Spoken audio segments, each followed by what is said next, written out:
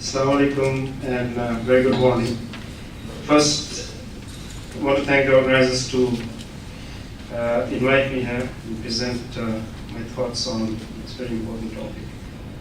I'll actually talk about some basic issues related to ethics. And I'll start with, in some ways, defining ethics from an Islamic perspective in a little bit different way. We all know that when we talk about business ethics, it includes things like honesty, integrity, providing the right information. Then, of course, there's another slant to ethics related to social corporate social responsibility. Now, all of these, of course, applies to Islamic finance. But I think when you talk about Islamic banking finance, there's some additional things which are or should be considered.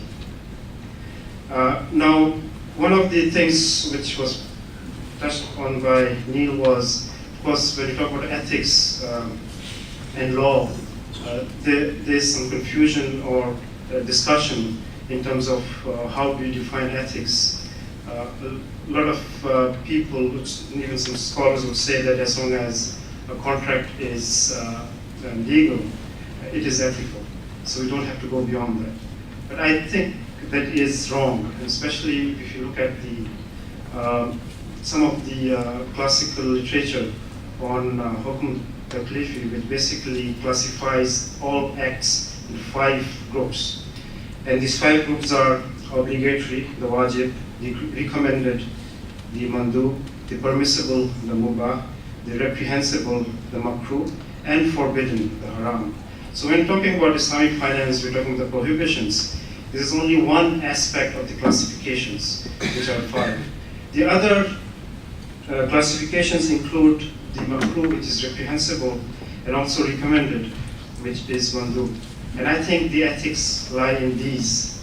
And if you talk about Islamic finance as industry of prohibitions, then you're basically missing this, the other aspects of this classification of acts. So if you bring in this classification, we may have an act which is legal, but it can be unethical.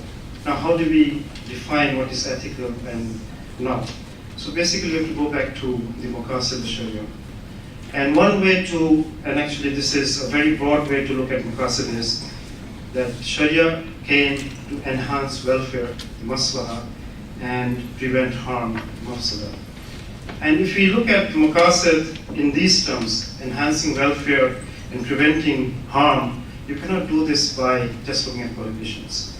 So if you look at the legal aspect, it will not give you enhancing welfare and preventing harm. You have to go beyond the legal concepts of Sharia. And I think that's where we have to talk about these other issues. And these issues basically relate to what is reprehensible and what is recommended, preferred, and some of the things which were discussed, for example, support for microfinance. I mean, there's nothing legal about it. It is actually a question of preference, whether it is something recommended. Of course, from the maslaha perspective, from a maqasid perspective, this is definitely something which would be Islamic. Now, if you don't take this broad maqasid approach, of course, this will not be factored in the discussions. And similarly, there are other issues in terms of the harms which certain transactions do in societies. And the implication at the contract level is when we look at a contract, we not only look at the contract itself, the pre-contract issues like intention, and also the impact, the post-contract impacts of a contract. And that's where the implications of harm and welfare come in.